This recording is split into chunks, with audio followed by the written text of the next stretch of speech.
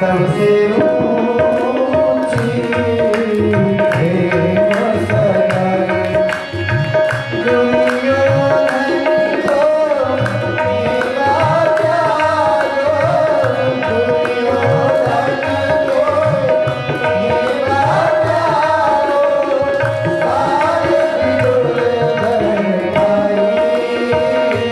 सबसे ऊंची प्रेम सगाई सबसे ऊंची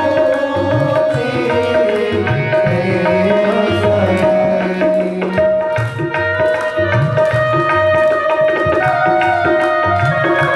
सभी लोग भाव से गाओ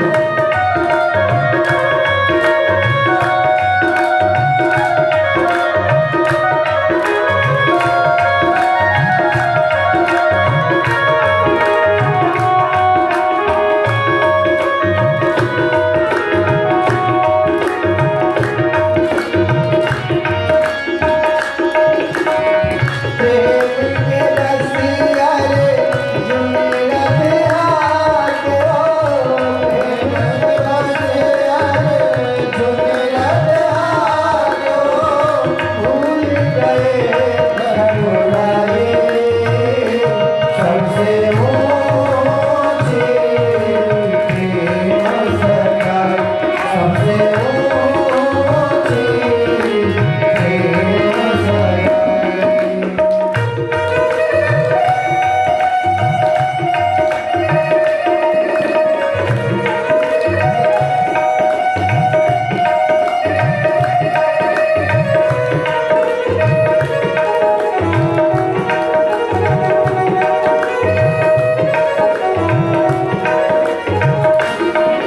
झूले तले सब नीले पाए झूले पर सब नीले पाए बोले दीवार लौड़ाए सबसे ऊंची प्रेम सगाई सबसे ऊंची प्रेम सगाई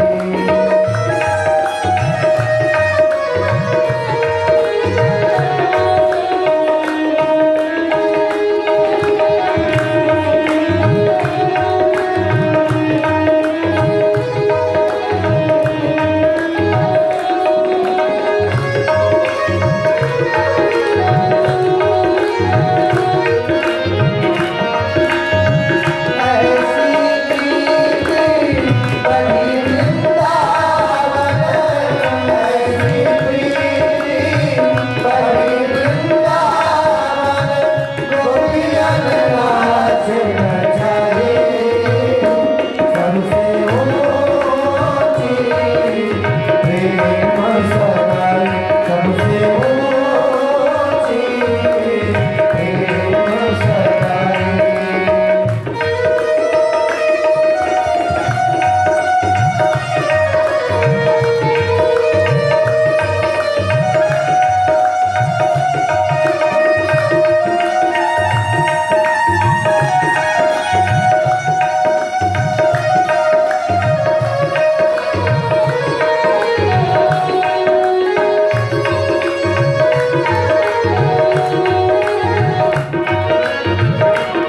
प्रेम के बसनी की सेवा की प्रेम के बसनी को सेवा की प्रेम के बसनी के सेवा की आप बने हरिनाई सबसे ऊंची प्रेम सगाई सबसे ऊंची प्रेम सगाई सबसे ऊंची प्रेम सगाई सबसे ऊंची प्रेम सगाई महाराज विदुर जी गोप की बस्ती में ये प्रेम की पराकाष्ठा है और मैंने निवेदन करूं आपसे कि मानस में तुलसीदास जी ने कहा राम ही केवल प्रेम प्यारा राम ही केवल प्रेम प्यारा जान ले जो जान नहीं आ रहा। कई लोग पैसा दे दिया, अरे हमने पैसा दिया मंदिर, तुम्हारा पैसा स्वीकार नहीं है, तुम्हारा देना व्यर्थ। जिस भाव में अहम लगा हो, मैंने किया,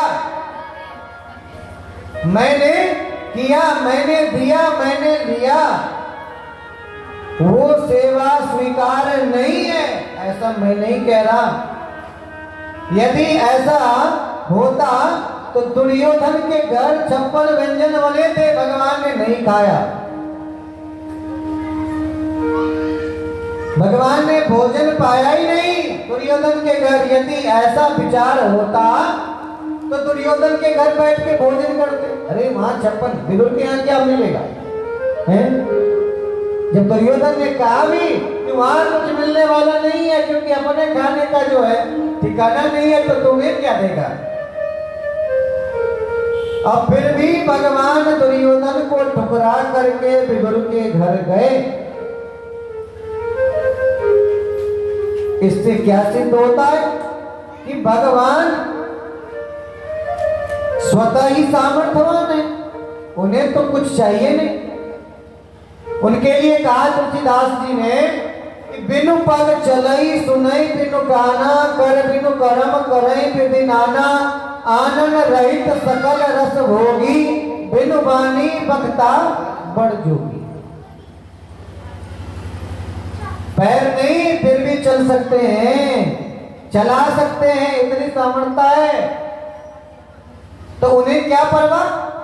उन्हें क्या परवाह? इधर महाराज विदुर जी घर में नहीं, विदुरानी ने भगवान को सोचा कि क्यों ना केला खिलाया जाए, क्योंकि भगवान बोले ताकि मुझे तो बड़ी भूख लग रही है। अभी अभी कह करके दुर्योधन से आए कि हमें भूख नहीं है, हम भोजन नहीं करने वाले, हमें भूख नहीं है। और अभी विदुरानी से कह रहा है कि मुझे कुछ खिलाओ, बड़ी तेज भूख लग रही है।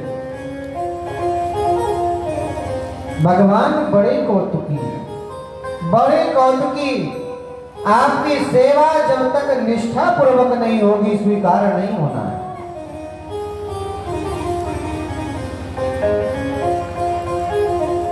आज केला तोड़ के लाई, महाराज केला पाओ, ये हमारे अपने बगीचे का केला है, मैं स्वतः इसमें जल देती हूँ। इतने प्रेम में मुक्त है ना, केला छिल करके बाहर फेंकती जाए, छिलका पत्तल पे धरती जाए, पत्तल भी उल्टा। भगवान मीठा मीठा मीठा मीठा मीठा कहते हुए खाते गए। इतने में महाराज विदुर आए, और जब विदुर ने देखा कि भगवान उल्टे पत्ते पर केले के छिलके को खा रहे हैं, नेत्रों से आंसू निकलने लगा। अभी अभी दुर्योधन के सभा में कह के आए मुझे भूख नहीं लगी है, और यहाँ छिलका पा रहे हैं। विदुर जी रोने लगे, देवी ये तुमने क्या किया? तब विदुरानी का ध्यान खुला, अरे नीचे देखती है तो पत्तल उल्टा, और उस पर केले के छिलके पड़े हुए। विदुरानी ने कहा अच्छा कोई बात नहीं, जब छिलका खिला दिया तो खिला दिया, अब तो कुछ और होना चाहिए। विदुर जी ने कहा ये हम माखन मिश्री लड्डू बर्फी सब लेके आए, इसमें से तो पाओ। भगवान ने एक लड्डू उठाया और आधा खाते हुए बोले विदुर जी से, काका वो आनंद नहीं है। विदुर जी चरणों में गिर करके रोने लगे, महाराज कैसी कृपा आप करते हैं। केला के छिलके को पाने में आपको बड़ा रस लग रहा था, आपने एक बार भी नहीं कहा कि हमें केला का छिलका मिल रहा है, और मैं लड्डू मांग करके लाई, मैं लड्डू मांग करके लाया गोप की बस्तियों में जाकर के कि ये पाएंगे भगवान, और उसको आप कह रहे हैं कि इसमें वो रस नहीं है। इसका कहने का तात्पर्यार्थ ये है कि भगवान केवल और केवल भाव के भूखे हैं। आप कितना देते हैं, कहां से देते हैं, इससे कोई तात्पर्यार्थ नहीं रखता। आपने किस विचार से दिया है, कितना भाव लगा के दिया है, बस यही महत्वपूर्ण रखता है। महाराज विदुर ने बहुत प्रकार से भगवान की सेवा करी। भगवान तो चले गए। भगवान कहते हैं उद्धव जी अब हम जा रहे हैं और हमारे जाने का दुख यदि किसी को होगा तो उसमें विदुर को बहुत ही ज्यादा दुख होगा, वो पीड़ा से व्याकुल हो उठेगा। इसलिए आप उसे मैत्रेय जी के पास भेज करके ही लौटिएगा। घूमते हुए विदुर जी पहुंचे मैत्रेय मुनि के पास। उद्धव जी के द्वारा कहे गए बातों से उद्धव जी के पास से निकल करके मैत्रेय मुनि के पास पहुंचे। वहां जाकर के तमाम सब प्रश्न पूछे। महाराज मैंने कल भी निवेदन किया, ये सृष्टि बनाई चलो ठीक है, लेकिन ये सृष्टि दुखों से भर करके क्यों बनाई? एक तरफ सुख एक तरफ दुख। मैंने कल भी निवेदन किया, ये सुख और दुख जो है ये जीवन के दो पहलू हैं। और ये दोनों यदि न रहे तो आदमी तो जानवर अभी बन गया। जब इतना है तब सोचो क्या होगा, तब सोचो। आदमी तो अभी पशुवत हो गया है। आहार निंद्रा भयमय तुनंच समाज में तद पशु। अरे खाना पीना सोना ये तो पशु पक्षी का भी है, तो हम में विशेषता क्या है? हमारे में विशेषता होनी चाहिए ना कुछ। हम मनुष्य हैं, इसका प्रमाण क्या है? मैंने कल भी कहा, ये शाम न विद्या न तपो न दानम ज्ञानम न शीलम न गुणो न धर्म ते मृत्यु लोके भूविभार भूता मनुष्य रूपेण मृगाश्चरन्ति। हम मानव हैं, मानव कहलाने योग्य कार्य करेंगे तब न मानव होंगे, और हम पशुवत व्यवहार कर रहे हैं। हमारा आचरण पशुवत हो रहा है। केवल खाना पीना सोना ये तो पशु पक्षी भी करते हैं, तो हमारे में विशेषता क्या है? हम जो मानव कहलाते हैं उसमें विशेषता क्या है? बोले हम भजन कर सकते हैं, भक्ति कर सकते हैं, उसके अंदर इतनी क्षमता नहीं कि वो भजन कर सके। महाराज 84 लाख योनियों का भ्रमण करके जीव कहते हैं कि एक बार भगवान कृपा करके करुणा करके मनुष्य शरीर देते हैं। मनुष्य शरीर माने 84 लाख योनियों के भ्रमण करने के बाद मिलता है एक बार। और ये साधन का धाम है, मोक्ष का द्वार है। यद्यपि पंच रचित अति अधम शरीरा का, लेकिन ये जब राम भजन में लग जाता है तो ये साधन का धाम और मोक्ष का द्वार हो जाता है। तुलसीदास जी कहते हैं वो मूर्ख है, वो मनुष्य मूर्ख है जो अपने केवल खाने पीने सोने में जिंदगी को बर्बाद कर लेता है।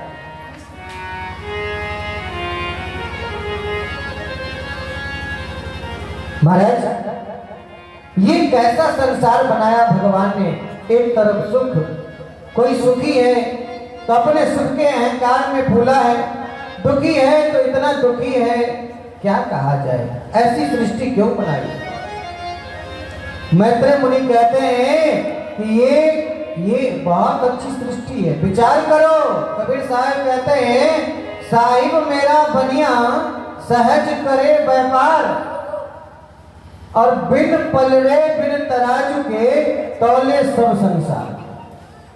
साहिब मेरा बनिया सहज। अच्छा सोचो, आपको किसी को 1 किलो सामान देना हो तो बात 1 किलो का लाना पड़ेगा, लेकिन भगवान को ऐसा नहीं करना पड़ता है। आपके किए हुए कार्य का मापदंड उसे तौलना नहीं है, भ्रिकुटी के इशारे से ही उतना हो जाता है। एक झोली में फूल भरे हैं, एक झोली में कांटे, रे कुछ कारण होगा, रे कुछ कारण होगा। एक झोली में फूल भरा है और दूसरे में कांटे, इसका भी कारण है, इसका भी कारण है। साहिब मेरा बनिया सहज करे व्यापार, बिन पलरे बिन तराजू के तौले सब संसार। कभी ये नहीं सोचना चाहिए कि भगवान मेरे जीवन में ही खाली दुख दिए, नहीं। आप जहां जाइए वहां अनुभव करने को मिलेगा कि जितना हमें मिला है इतना भी किसी को नहीं मिला है। कई ऐसे हैं जिनके पास हमें जितना मिला उतना भी नहीं मिला, और वो भी चिंता न करें। क्यों? क्योंकि वो भी संसार में जब देखेगा तो उसे जितना मिला है उतना किसी और को भी नहीं मिला।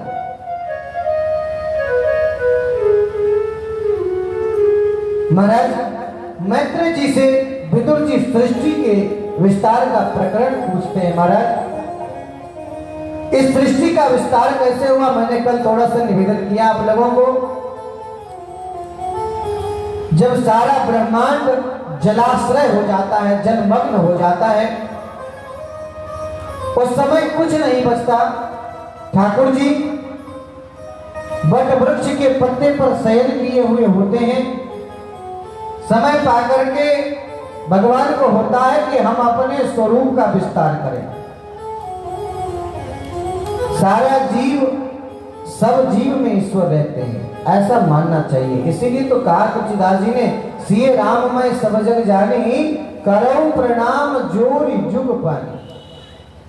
कण कण में अणु अणु में जैसे सूर्य कभी संकुचित नहीं होता अधम जगहों पर जाने के लिए। सूर्य कभी विचार करता यहाँ गंदगी है, यहाँ नहीं जाना। ऐसे ही भगवान हर जगह हर क्षण हर पल विद्यमान होते हैं। भगवान के मन में आया कि सृष्टि का क्यों ना विस्तार किया जाए। एक मुख भगवान भोलेनाथ ने खंडित कर दिया, काट दिया, तो 4 मुख बचे। चतुर्मुख ब्रह्मा को भगवान ने सृष्टि करने का आदेश दिया। ब्रह्मा ने कहा महाराज हम कैसे करेंगे? बोले तुम सब कुछ कर सकते हो, तुम सृष्टि करो। और ब्रह्मा ने सृष्टि करना प्रारंभ किया। सनक सनंदन सनातन सनत कुमार चारों भाई, उन्होंने कहा महाराज हम विस्तार नहीं कर सकते, हम तो ब्रह्मचारी रहेंगे, भजन करेंगे।